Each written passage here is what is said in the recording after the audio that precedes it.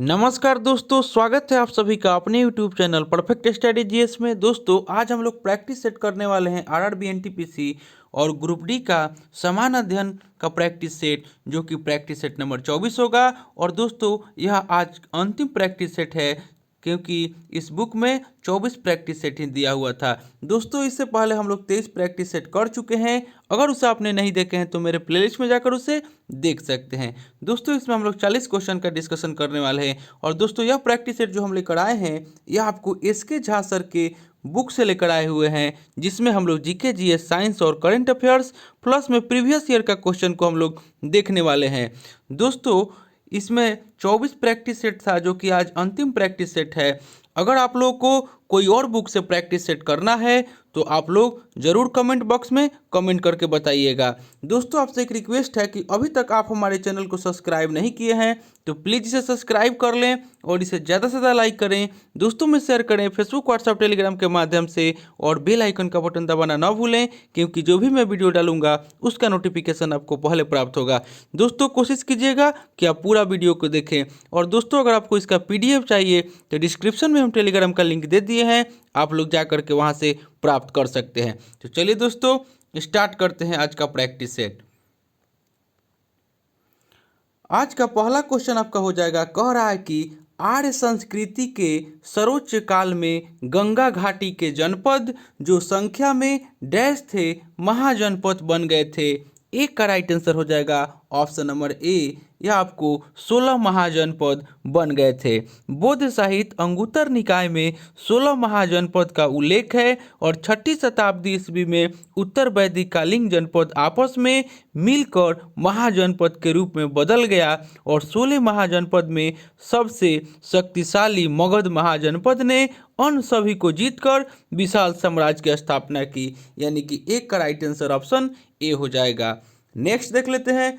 Question number 2 में आपको कह रहा है कि 1928 में गठित इंडिपेंडेंस फॉर इंडिया लिंक के अध्यक्ष कौन थे। 2 का राइट आंसर हो जाएगा option number B, Jawaharlal Nehru. Independence for India link के स्थापना जवाहरलाल नेहरू और सुभाष चंद्र बोस के द्वारा किया गया। इस लिंक का प्रथम महासचिव जवाहरलाल नेहरू बने। नेक्स्ट क्वेश्चन देख लेते हैं। क्वेश्चन नंबर 3 में आपको कह रहा है कि गोपनीयता का अधिकार भारत के संविधान के निम्नलिखित खंडों में से किस एक का अभिन्न हिस्सा है। 3 का राइट आंसर हो जाएगा ऑप्शन नंबर डी, यानी कि मौलिक अधिकार। अगस्त 2017 में सर्वोच्च न्यायालय ने अनुच्छेद 21 का दैहिक एवं प्राण की स्वतंत्रता के तहत निजता या गोपनीयता का अधिकार को मौलिक अधिकार बताया और संविधान के भाग 3 में अनुच्छेद 12 से 35 तक मौलिक अधिकार का उल्लेख है। नेक्स्ट देख लेते हैं। क्वेश्चन नंबर 4 में आपको कह रहा है कि निम्नलिखित में से कौन भारत के प्रधानमंत्री बनने से पहले एक मुख्यमंत्री नहीं थे। 4 का राइट आंसर हो जाएगा ऑप्शन नंबर सी, यानी कि इंदिरा गांधी। इंदिरा गांधी कभी भी मुख्यमंत्री नहीं रही। मोरारजी देसाई 1952 में बम्बई का सीएम बने और 1967 में उप प्रधानमंत्री बने। विश्वनाथ प्रताप सिंह यूपी के सीएम 1980 से 82 तक रहे और चौधरी चरण सिंह 1967 से 68 तक यूपी के सीएम रहे। नेक्स्ट क्वेश्चन देख लेते हैं। क्वेश्चन नंबर 5 में आपको कह रहा है कि डैश वह मेरिडियन है जिस पर भारतीय मानक समय आधारित है। 5 का राइट आंसर हो जाएगा ऑप्शन नंबर ए, 82 और आधे डिग्री पूर्व रेखांश। यानी कि 5 का राइट आंसर ऑप्शन ए हो जाएगा। भारत का मानक समय 82.5 डिग्री पूर्वी देशांतर है। भारत का मानक समय इलाहाबाद के निकट मिर्जापुर के नैनी से है और भारत का मानक समय जो है वह ग्रीनविच से 5.5 घंटा आगे है। नेक्स्ट देख लेते हैं। क्वेश्चन नंबर 6 में कह रहा है कि चाबहार बंदरगाह जिनका निर्माण भारत द्वारा करवाया जा रहा है किस देश में स्थित है। 6 का राइट आंसर हो जाएगा ऑप्शन नंबर ए, यह आपको ईरान में स्थित है। चाबहार बंदरगाह भारत एवं ईरान की संयुक्त परियोजना है। इस बंदरगाह के माध्यम से भारत बिना पाकिस्तान गए अफगानिस्तान तक पहुंच सकता है। चाबहार बंदरगाह ओमान की खाड़ी के तट पर दक्षिण पूर्वी ईरान में स्थित है और यह ईरान का एकमात्र समुद्री बंदरगाह है। इसमें 2 अलग अलग बंदरगाह है, जिसका नाम शहीद कलंदरी और शहीद बहस्ती है। नेक्स्ट क्वेश्चन देख लेते हैं। क्वेश्चन नंबर 7 में आपको कह रहा है कि भारत में सर्वाधिक व्यापक वनों की प्रकार कौन से हैं। 7 का राइट आंसर हो जाएगा ऑप्शन नंबर ए यानी कि पर्णपाती वन। भारत एक उष्णकटिबंधीय मानसूनी जलवायु वाला देश है और उष्णकटिबंधीय मानसूनी जलवायु वाले क्षेत्र में पर्णपाती या पतझड़ वन पाया जाता है। नेक्स्ट देख लेते हैं। क्वेश्चन नंबर आपको 8 में कह रहा है कि डैश को मैनचेस्टर ऑफ इंडिया कहा जाता है। 8 का राइट आंसर हो जाएगा ऑप्शन नंबर बी, अहमदाबाद को मैनचेस्टर ऑफ इंडिया कहा जाता है। नेक्स्ट देख लेते हैं। क्वेश्चन नंबर 9 में आपको कह रहा है कि भारत में उदारीकरण, निजीकरण और वैश्वीकरण की शुरुआत किस वर्ष हुई। 9 का राइट आंसर हो जाएगा ऑप्शन नंबर डी, 1991 में। उदारीकरण, निजीकरण और वैश्वीकरण की शुरुआत 1991 की नई आर्थिक नीति के द्वारा हुआ और उदारीकरण वैश्वीकरण के जनक पूर्व प्रधानमंत्री श्री मनमोहन सिंह को माना जाता है। 1991 से 1996 तक मनमोहन सिंह वित्त मंत्री रहे। नेक्स्ट देख लेते हैं। क्वेश्चन नंबर 10 में आपको कह रहा है कि जीएसटी लागू करने वाला पहला देश कौन सा था। 10 का राइट आंसर हो जाएगा option number B, France. GST सर्वप्रथम 1954 में फ्रांस में लागू किया गया और भारत विश्व का 161वां देश रहा जिसने जीएसटी को लागू किया। नेक्स्ट देख लेते हैं और भी कुछ जान लेते हैं इसमें। तो भारत का जो जीएसटी है वह कनाडा के जीएसटी से प्रभावित है और जीएसटी जो है एक अप्रत्यक्ष कर है और 17 प्रकार का अप्रत्यक्ष कर को समस्त कर एक कर के रूप में भारत जीएसटी का लागू किया। नेक्स्ट देख लेते हैं। क्वेश्चन नंबर 11 में आपको कह रहा है कि वर्तमान जनगणना के अनुसार किस भारतीय राज्य का लिंगानुपात उच्चतम है। 11 का राइट आंसर हो जाएगा ऑप्शन नंबर बी, केरल का। 2011 की जनगणना के आधार पर लिंगानुपात 943 प्रति 1000 पुरुष पर महिलाओं की संख्या है और सर्वाधिक लिंगानुपात वाला राज्य केरल में है जो कि 1084 महिला प्रति 1000 पुरुष पे है। नेक्स्ट देख लेते हैं।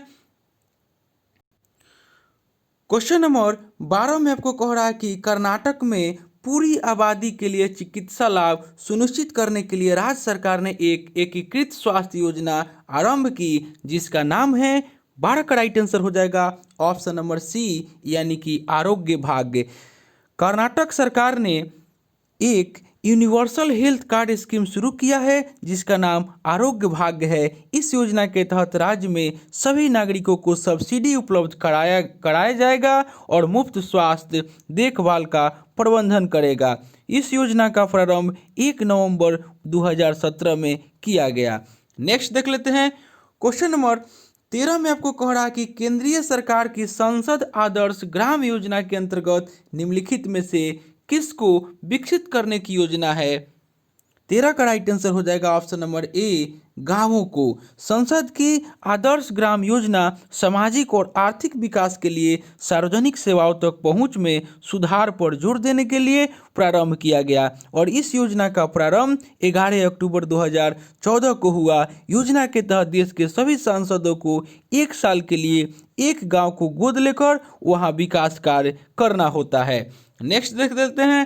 क्वेश्चन नंबर 14 में आपको कह रहा है कि निम्न में से किसकी रचना कालिदास द्वारा की गई। 14 का राइट आंसर हो जाएगा option number A, Kumar संभवम। Kumar संभवम नामक पुस्तक के लेखक कालिदास है। मालती माधव के लेखक भवभूति है और कीर्ताजुनियम के लेखक भारवी है। नेक्स्ट देख लेते हैं। क्वेश्चन नंबर 15 में कह रहा है कि निम्नलिखित में से किस क्षेत्र में सार्वजनिक उपलब्धि के लिए भारत सरकार द्वारा अर्जुन पुरस्कार दिए जाते हैं। 15 का राइट आंसर हो जाएगा ऑप्शन नंबर सी, खेल के क्षेत्र में। अर्जुन पुरस्कार खिलाड़ियों को दिए जाने वाला एक पुरस्कार है। यह पुरस्कार खेल के क्षेत्र में उत्कृष्ट प्रदर्शन के लिए दिया जाता है और इस पुरस्कार की शुरुआत 1961 में हुआ था। इस पुरस्कार के तहत वर्तमान में 15 लाख रुपया दिया जाता है जो कि इससे पहले 5 लाख रुपये की राशि था। नेक्स्ट देख लेते हैं। क्वेश्चन नंबर 16 में आपको कह रहा है कि पानी के अंदर की वस्तुओं का पता लगाने के लिए किस यंत्र का उपयोग किया जाता है। 16 का राइट आंसर हो जाएगा ऑप्शन नंबर सी, सोनार का उपयोग किया जाता है। पानी के अंदर की वस्तु को पता लगाने के लिए सोनार यंत्र का उपयोग किया जाता है। नेक्स्ट देख लेते हैं क्वेश्चन नंबर 17 में आपको कह रहा है कि 13 केजी द्रव्यमान की एक वस्तु 5 मीटर सेकेंड के पावर -1 के समान वेग से आगे बढ़ रही है, तो वस्तु में निहित गतिज ऊर्जा कितनी होगी? 17 का राइट आंसर हो जाएगा ऑप्शन नंबर सी, 162.5 जूल। यानी कि m बराबर 13 केजी, v बराबर 5 मीटर प्रति सेकेंड, तो काइनेटिक यानी कि गतिज ऊर्जा यानी कि काइनेटिक एनर्जी बराबर हो जाएगा 1/2 mv²। इसी फॉर्मूला से आपका इसका राइट आंसर आ जाएगा। नेक्स्ट देख लेते हैं क्वेश्चन नंबर 18 में कह रहा है कि जब वस्तु को डैश पर रखा जाता है तो अभिसरण लेंस में कोई भी प्रतिबिंब नहीं बनेगा। 18 का राइट आंसर हो जाएगा ऑप्शन नंबर ए, यानी कि फोकस बिंदु। जब वस्तु को फोकस बिंदु पर रखा जाता है तो अभिसरण लेंस में कोई भी प्रतिबिंब नहीं बनेगा। उत्तल लेंस की फोकस दूरी धनात्मक तथा अवतल लेंस की फोकस दूरी ऋणात्मक होती है। नेक्स्ट देख लेते हैं क्वेश्चन नंबर 19 में आपको कह रहा है कि डैश द्वारा एसी को डीसी में बदला जाता है। 19 का राइट आंसर हो जाएगा ऑप्शन नंबर बी, यानी कि रेक्टिफायर। एसी को डीसी में रेक्टिफायर यानी कि दृष्टिकारी के द्वारा बदला जाता है और डीसी को एसी में इन्वर्टर द्वारा बदला जाता है। नेक्स्ट देख लेते हैं क्वेश्चन नंबर 20 में कह रहा है कि निम्न में से कौन सा इलेक्ट्रोमैग्नेटिक के बारे में सत्य नहीं है? 20 का राइट आंसर हो जाएगा ऑप्शन नंबर सी, यानी कि ध्रुवीकरण नहीं किया जा सकता। इलेक्ट्रोमैग्नेटिक हमेशा नॉर्थ और साउथ पोल की ओर रहते हैं और इलेक्ट्रोमैग्नेट एक अस्थायी चुंबक होता है, एक अस्थायी चुंबक होता है और विलियम स्टर्जन ने पहला विद्युत चुंबक बनाया था। जब किसी चालक से विद्युत धारा प्रवाहित की जाती है तो चालक के चारों ओर चुंबकीय क्षेत्र उत्पन्न हो जाता है। इस घटना को विद्युत धारा का चुंबकीय प्रभाव कहते हैं। यानी कि इलेक्ट्रोमैग्नेटिक के बारे में सत्य नहीं है, ऑप्शन सी राइट आंसर हो जाएगा। नेक्स्ट देख लेते हैं क्वेश्चन नंबर 21 में कह रहा है कि उस प्रक्रिया का क्या नाम है जिसमें गैस सीधे ही ठोस वस्तु में यानी कि सॉलिड में परिवर्तित हो जाती है। 21 का राइट आंसर हो जाएगा ऑप्शन नंबर बी, यानी कि डिपोजिशन। डिपोजिशन जिसके द्वारा कोई पदार्थ गैस अवस्था से सीधे ठोस अवस्था में परिवर्तित होता है। नेक्स्ट देख लेते हैं क्वेश्चन नंबर 22 में आपको कह रहा है कि उपयुक्त विकल्प द्वारा रिक्त स्थानों की पूर्ति करें, यानी कि डैश नीले लिटमस को लाल रंग में बदल देता है और डैश नीले लिटमस को नीले रंग में बदल देता है। यानी कि 22 का राइट आंसर हो जाएगा ऑप्शन नंबर डी, यानी कि अम्ल जो है वह नीले लिटमस को लाल रंग में बदल देता है और क्षार जो है वह लाल लिटमस को नीले रंग में बदल देता है। यानी कि ऑप्शन डी राइट आंसर हो जाएगा। नेक्स्ट देख लेते हैं क्वेश्चन नंबर 23 में आपको मिलान करना है। निम्नलिखित का सही मिलान करें। उत्पाद है और उपभोग है। 23 का राइट आंसर हो जाएगा ऑप्शन नंबर बी, यानी कि पेट्रोलियम ईथर जो है वो आपका डाई क्लीनिंग के लिए इन में विलायक है। उसके बाद आपका क्यू यानी कि पैराफिन मोम जो है वह आपका मरहम और कॉस्मेटिक में हो जाएगा। उसके बाद एस्फाल्ट और कोक जो है यानी कि आर जो हो जाएगा वह छत सड़क निर्माण इलेक्ट्रोड हो जाएगा और गैसोलीन जो हो जाएगा वह आपको ईंधन हो जाएगा। यानी कि 23 का राइट आंसर ऑप्शन बी हो जाएगा। नेक्स्ट देख लेते हैं 24 में भी आपको मिलान करना है। सही मिलान ज्ञात कीजिए। 24 का राइट आंसर हो जाएगा ऑप्शन नंबर ए, यानी कि जिंक धातु जो है वह ग्रे हो जाएगा। उसके बाद SO2 गैस की गंध जो है वह आपको पुनगेंट है और PbL2 का रंग जो है वह आपको पीला है। यानी कि 24 का राइट आंसर ऑप्शन ए हो जाएगा। नेक्स्ट देख लेते हैं क्वेश्चन नंबर 25 में आपको कह रहा है कि मानव शरीर में कंठ को क्या कहा जाता है? 25 का राइट आंसर हो जाएगा ऑप्शन नंबर सी, उसको हम लोग वॉइस बॉक्स कहते हैं। मानव शरीर में कंठ को वॉइस बॉक्स कहा जाता है और वॉइस बॉक्स गले में ट्रैक्रिया के ऊपर और भोजन नली के सामने स्थित होती है। नेक्स्ट देख लेते हैं क्वेश्चन नंबर 26 में यहाँ पे मिस प्रिंट है। 26 में आपको कह रहा है कि शुक्राणु और युग्मक के संयोग की कौन सी प्रक्रिया युग्मज नामक एक संरचना के निर्माण में परिणामित होती है। 26 का राइट आंसर हो जाएगा ऑप्शन नंबर बी, यानी कि निषेचन। शुक्राणु और युग्मक के संयोग से निषेचन प्रक्रिया युग्मक नामक एक संरचना के निर्माण में परिणमित होती है और निषेचन की क्रिया फ्लोबियन ट्यूब में होती है। नेक्स्ट देख लेते हैं। क्वेश्चन नंबर 27 में दे रहा है, कथन है, एक अभिकथन है ए और आर, यानी कि नीचे एक अभिकथन ए और कारण आर दिया गया है। अभिकथन है कि बेरी एक विषाणु जनित संक्रमण है और कारण है कि विटामिन की कमी बीमारियों का कारण बनती है, यानी कि सही विकल्प आपको चुनना है। 27 का राइट आंसर हो जाएगा ऑप्शन नंबर ए, यानी कि ए गलत है और आर सही है। बेरी विटामिन B1 यानी कि B1 की कमी के कारण होता है और विटामिन B1 को फुंक ने सन 1912 में चावल के छीलन से तैयार किया और विटामिन B1 हमें अनाज के छिलकों, मांस, मेवा, सोयाबीन, अंडों से मिलता है, यानी कि 27 का राइट आंसर ऑप्शन ए हो जाएगा। नेक्स्ट देख लेते हैं। क्वेश्चन नंबर 28 में आपको कह रहा है कि रक्ताल्पता स्थिति किसकी वजह से होती है। 28 का राइट आंसर हो जाएगा ऑप्शन नंबर बी, यह आरबीसी की कमी से होती है। रक्ताल्पता आरबीसी की कमी के वजह से होता है और अरक्तता में लाल रक्त कोशिकाओं अथवा हीमोग्लोबिन की कमी हो जाती है। नेक्स्ट देख लेते हैं। क्वेश्चन नंबर 29 में कह रहा है कि मैकेंटोश कंप्यूटर का डिजाइन किसने तैयार किया था। 29 का राइट आंसर हो जाएगा ऑप्शन नंबर सी, एप्पल ने। मैकिंटोश कंप्यूटर एक व्यक्तिगत कंप्यूटर का नाम है जिसका डिजाइन एप्पल नामक कंपनी ने तैयार किया था और एप्पल के संस्थापक स्टीव जॉब्स है। नेक्स्ट क्वेश्चन देख लेते हैं। क्वेश्चन नंबर 30 में आपको कह रहा है कि यूनिकोड उपलब्ध करता है। 30 का राइट आंसर हो जाएगा ऑप्शन नंबर डी, यानी कि सभी भाषाओं के प्रत्येक चिन्ह के लिए एक विशिष्ट कोड। नेक्स्ट देख लेते हैं।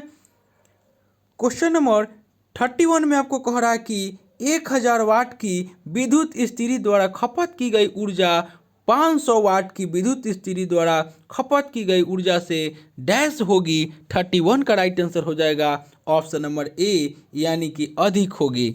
नेक्स्ट देख लेते हैं। क्वेश्चन नंबर 32 में कह रहा है कि पाकिस्तान की पहली हिंदू महिला जज कौन बनी। 32 का राइट आंसर हो जाएगा ऑप्शन नंबर बी, सुमन कुमारी।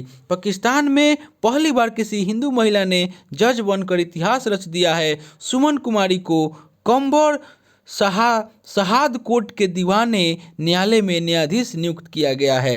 नेक्स्ट देख लेते हैं। क्वेश्चन नंबर 33 में आपको कह रहा है कि नई शिक्षा नीति के अध्यक्ष कौन बने हैं। 33 का राइट आंसर हो जाएगा ऑप्शन नंबर डी, डॉक्टर कस्तूरी रंगन। देश में बच्चों की शिक्षा के लिए नीति बनाई जाती है और यह नीति का निर्धारण देश की केंद्र सरकार द्वारा किया जाता है और वर्तमान में डॉक्टर कस्तूरी रंगन नई शिक्षा नीति के अध्यक्ष हैं। नेक्स्ट क्वेश्चन देख लेते हैं। क्वेश्चन नंबर 34 में आपको कह रहा है कि ग्लोबल इनोवेशन इंडेक्स 2020 में भारत का कौन सा स्थान था।